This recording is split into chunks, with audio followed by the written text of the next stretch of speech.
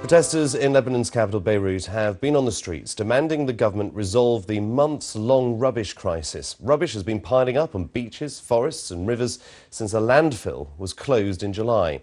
The group named You Stink marched through the city centre, calling also for an end to corruption. Our correspondent Lina Sinjab is there. A familiar protest scene, a reminder of the Arab Spring. Lebanese are taking to the streets, also calling for toppling the regime, but for one main reason: this river of rubbish.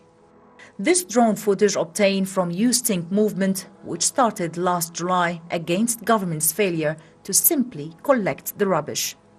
Lebanon produces nearly 4,000 tons of rubbish a day.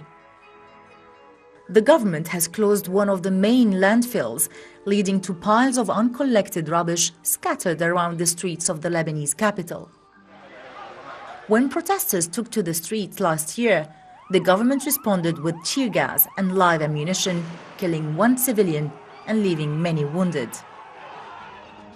The country that prides itself as being a tourist attraction is now suffering a catastrophic environmental crisis. You can see just behind me thousands of people gathered here in protest of the garbage crisis.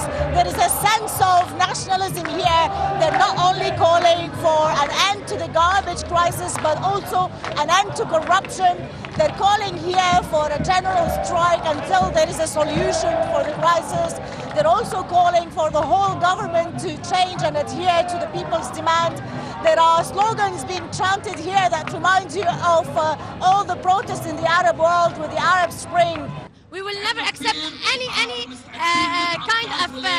of stupid solution. I'm here because I'm fed up with the smelling of the garbage and the smoke.